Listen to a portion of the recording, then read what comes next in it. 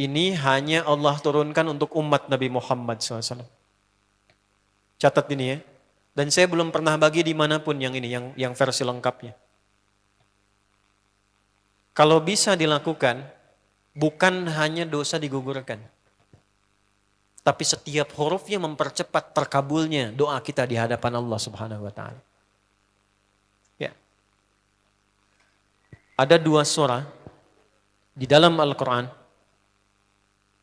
yang bila 2 surah ini dibacakan, itu setiap hurufnya dihitung bisa berpotensi menggugurkan dosa sekaligus mengabulkan doa-doa yang dimintakan. Sepanjang doa itu baik untuk urusan dunia akhirat kita. Kalau salah satu kurang baik diperbaiki oleh Allah. Misal dunia baik tapi akhirat tidak, maka diperbaiki oleh Allah kepada yang lebih baik. Surat pertama Al-Fatihah, surah kedua Al-Baqarah.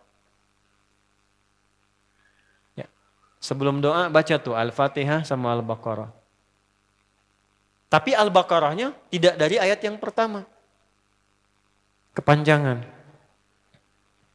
Cukupkan di ayat 285 sampai ayat 286, 2 ayat terakhir. Hadisnya sahih. Kalau mau dikuatkan biasanya banyak ulama memasukkan ayat 284. Ada yang sudah masuk ke dalam Ka'bah di sini? Ini informasi saja. Dan 3 ayat ini, Al-Baqarah 284, 285, 286, itu ayat yang dituliskan di dinding Ka'bah. Itu yang saat berhala dikeluarkan, gambar-gambar dihapus, itu ya, syair-syair diganti dengan ayat Quran, sehingga jadi kain kiswah Ka'bah di luar. Itu ada sejarahnya.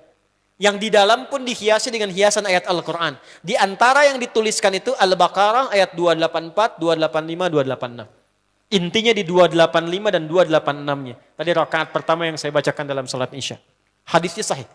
Itu spesial malaikat Jibril turun kepada Nabi Muhammad SAW mengabarkan kabar gembira siapa yang membiasakan membaca Al-Fatihah. Ya, kemudian 2 ayat terakhir di Al-Baqarah dari amanar rasulu sampai fangsurna 'alal qaumil kafirin, tidaklah dia membacakan itu kecuali setiap hurufnya dijaminkan mengabulkan doa-doa yang dia mohonkan sepanjang benar doanya dan tidak diselimuti maksiat. Ini maaf ya. Ini saya minta maaf dulu nih. Kalaupun Anda benar doanya khusyuk sampai nangis, tapi ada selimut maksiat dalam permohonan doa itu pengabulannya mental lagi. Hadisnya sahih. Thumma dzakara rajula yutilu as-safara ash'atha aghbara yamuddu yadayhi ila as-sama' fayaqulu ya rabb faqala Rasulullah sallallahu alaihi wasallam anna yustajabu lidzalik famat'amuhu haram mashrabuhu haram malbasuhu haram wa ghudhiya biharamin fa anna yustajabu lidzalik. Rawahu Muslim. Nabi mengisahkan seorang lelaki menempuh perjalanan jauh. Awas, menempuh perjalanan panjang untuk ketaatan itu mempercepat doa dikabulkan 2 kali lipat dibanding orang biasa. Makanya kalau ada orang mau ke Mekah umrah, mau haji, titip doa. Ada yang mau beasiswa ke Madinah, ke Mekah, ke Al-Azhar, ke Mesir, titip doa. Saya biasanya kalau mau berangkat umrah, Ustaz titip doa, ayo tulis banyak tuh. Enggak saya baca. Saya simpen aja, ntar dekat Ka'bah, ya Allah engkau maha mengetahui. Ya. Mohon kabulkan semua doa-doa ya dari teman-teman jamaah yang dititipkan dalam kertas yang telah mereka tuliskan itu. Simple Pak, daripada capek kita bacakan satu-satu. Dan alhamdulillah biasanya ya insya Allah terkabul. Insya Allah. Itu perjalanan jauh. Nah orang ini menempuh perjalanan untuk sekedar berdoa. Safar. Ya, safar yang baik. Kemudian yang kedua, yamuddu yadaihi ilas sama, dia mengangkat tangannya ke langit. Ini saya tidak bermaksud mengajarkan ya, cuma menunjukkan prakteknya begini nih. Ada yang bisa bantu saya enggak satu orang maju? Cepat. Yang depan aja, depan. Jazakallah khair. Mohon pegangkan mic sebentar. Terima kasih ya. Lihat sini. Gini. Nah, jazakallah.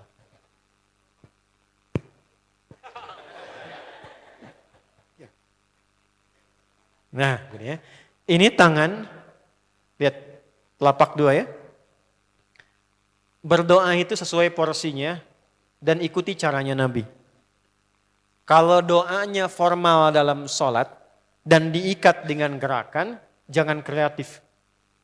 Ikuti seperti Nabi yang contohkan. Misal dalam sholat, shollu kama ra'aitumuni usolli. Sholatlah seperti kalian melihat aku sholat. Nanti ada 3 posisi atau sampai 4 posisi dalam sholat yang mempercepat terkabulnya doa.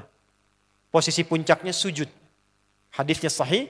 Inna ma aqrabal abdi min rabbihi wa huwa sajidun fa akthirud doa. Keadaan terdekat antara hamba dengan Rabbnya adalah saat sujud. Maka perbanyak doa saat sujud. Tangannya posisi sujud begini, menempel. Jadi nggak usah begini. Oke, begini. Nah ini di luar sholat. Di luar sholat kalau berdoa tangan begini. Lihat baik-baik ya. Ini kitabnya agak banyak, bahasanya panjang. Saya berikan yang simpelnya saja ya. Baik. Ini kan teman-teman telapak yang kanan, yang kiri ya. Padukan begini. Ya. Lalu setiap Anda kan pasti punya garis yang kanan dengan garis yang kiri. Ada kan?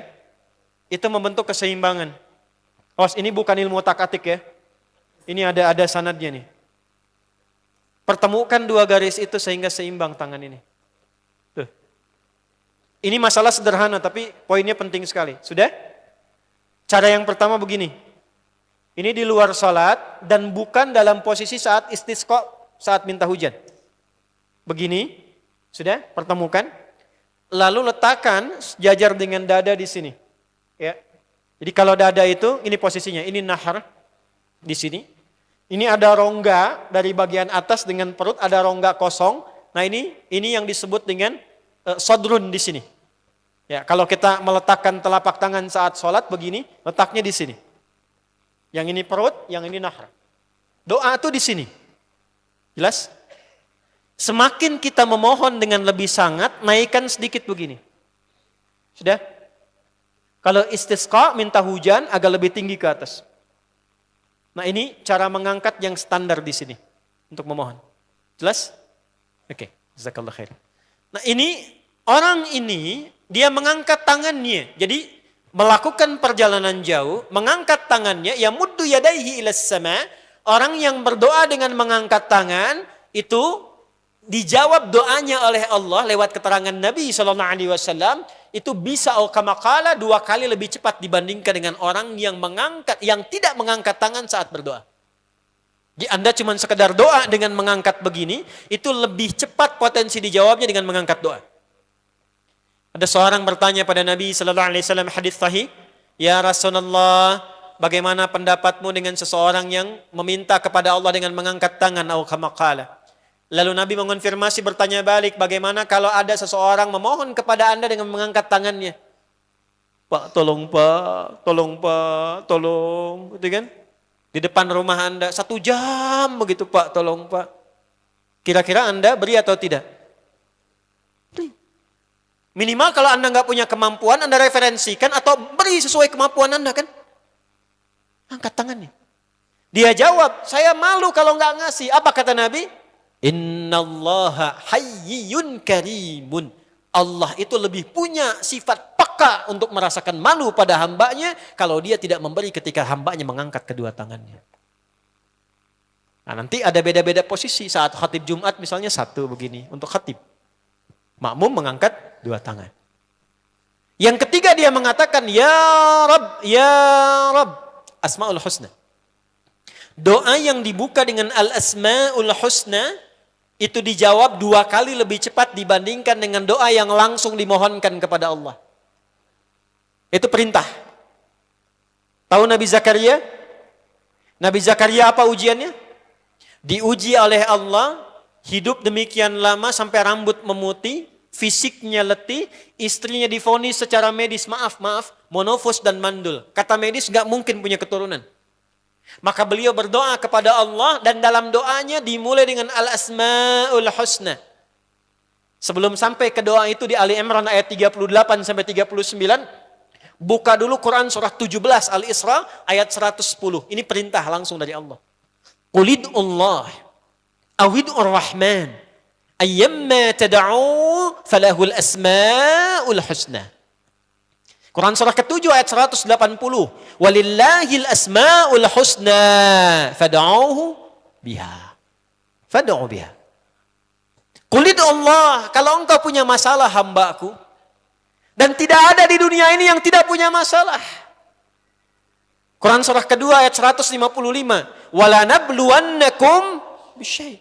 Setiap yang hidup itu, aku pasti akan uji dengan masalah. Itu kata Allah. Jangan disimpan sampai di situ, teruskan. Bukan untuk membebani hambaku dengan masalah, tapi untuk menaikkan kualitas hidupnya sehingga menjadi lebih baik. Jadi ketika Allah titipkan masalah itu, bukan ingin membuat kita bermasalah. Tapi dengan masalah itu kita diuji supaya kualitas hidup kita menjadi lebih baik. Ini Anda yang kuliah di UPI di sini, ada ujian nggak? Ada. Untuk apa ujian itu diadakan? Supaya bisa melihat kualitas peningkatan ilmu Anda dari masuk sampai naik tingkat. Kalau nggak ada ujian, nggak kelihatan kualitasnya bertambah. Logikanya begitu. Dan tidak mungkin Allah menguji seorang hamba di luar batas kemampuannya. La yukallifullahu nafsan illa. Jadi nggak ada orang yang hidup yang tidak punya masalah. Karena rumusnya mengatakan hidup berbanding lurus dengan masalah. Yang hidup pasti punya masalah. Yang tidak ingin punya masalah, tidak ingin hidup. Karena orang yang tidak hidup, yang hilang masalahnya, selesai hidupnya. Baik. Siapa yang tidak ingin punya masalah? Angkat tangan. Baik. Siapa yang ingin punya masalah? Alhamdulillah. Baik. Yang lain wallahu a'lam. Nah, kulit Allah kalau sedang diuji masalah, kan yang ngasih siapa? Yang nitipkan siapa? Yang punya solusinya siapa? Kalau Anda tahu yang punya solusinya Allah, kenapa curhatnya bukan kepada Allah? Kan sudah dicontohkan di Quran. Kalau punya masalah, curhatin ke Allah. Quran surah 12 ayat 86. Sejak era Nabi Yakub. Masalah di rumah tangga. Anak bermasalah, curhatnya pada siapa? Allah. Innama ashku bathi wa huzni ilallah. Aku tuh kalau punya masalah, sesedih apapun, curhatnya Allah. Bentangkan sajadahmu. Curhatkan dalam sujudmu. Tingkatkan takwamu. Wa may yattaqillaha yaj'al lahu makhraja. Quran surah 65 di akhir ayat yang kedua. Bentangkan sajadahmu, curhatkan, habiskan dalam sujudmu, keluarkan tangismu. Sehingga bebannya jadi ringan. Walaupun solusi belum datang, hatinya sudah tenang. Yang diperintahkan panjangkan sajadahmu, bukan panjangkan statusmu.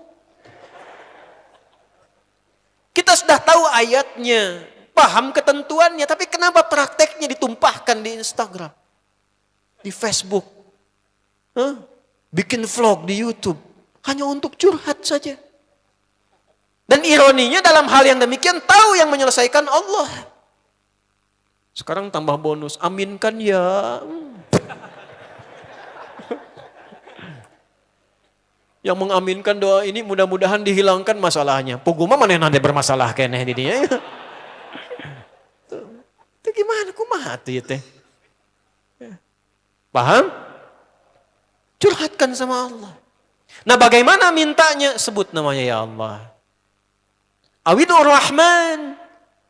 Kalau kita ingin minta lebih cepat, minta dengan kelembutan Ar-Rahman. Rahman itu bisa disebut namanya ya Rahman. Bisa cari cara mintanya yang paling lembut. Yang menyentuh. Allah senang dengan kalimat yang menyentuh. Misal ya. Kembali ke Nabi Zakaria tadi. Quran surah 3 ayat 38. Hunalika da'a Zakaria rabbah. Qala rabbi habli min ladunka dzurriyyatan thayyibah. Innaka sami'ud du'a. Ya Allah, hamba-hambamu itu telah menghukumi aku dan istriku tak akan mungkin punya keturunan. Sedangkan engkau yang maha pemberi tanpa punya batasan. Mereka mengatakan istriku punya keterbatasan. Maka aku memohon kepadamu yang pemberianmu tak ada batasan. Mohon ya Allah anugerahkan keturunan dari sisimu saja ketika mereka mengatakan tidak mungkin itu punya. Sungguh engkau yang maha mendengar doaku ya Allah. Perhatikan, kalau kepada yang maha mendengar saja tidak terkabulkan, mohon tunjukkan kepadaku saat ini dengan cara apa lagi dan kepada siapa lagi aku mesti memohon. Itu dalam banget. Ya Allah, Engkau perintahkan aku berikhtiar mencari kerja, aku lakukan. Engkau perintahkan mengeluarkan keringatku dengan cara yang halal, aku kerjakan ya Allah. Engkau perintahkan aku jauhi yang Engkau larang, aku lakukan ya Allah. Sekarang aku telah berikhtiar dari sejak keluar, aku telah menunaikan sholat subuh seperti yang Engkau maha mengetahuinya. Dan menjelang malam aku mengadukan bahkan di rumahmu ya Allah hanya untuk sesuap nasi bagi istri dan anakku dari yang halal itu. Aku telah melakukan apa yang Engkau perintahkan, aku hanya memohon apa yang telah Engkau janjikan. Kalau dengan semua ikhtiar yang aku kerjakan sampai detik aku bersujud di hadapanmu di rumahmu ini belum Kau kabulkan, mohon tunjukkan kepadaku di malam ini ya Allah, dengan cara apa lagi mesti aku memohon kepadamu. Minta. Pernah enggak begitu mintanya? Itu Rahman.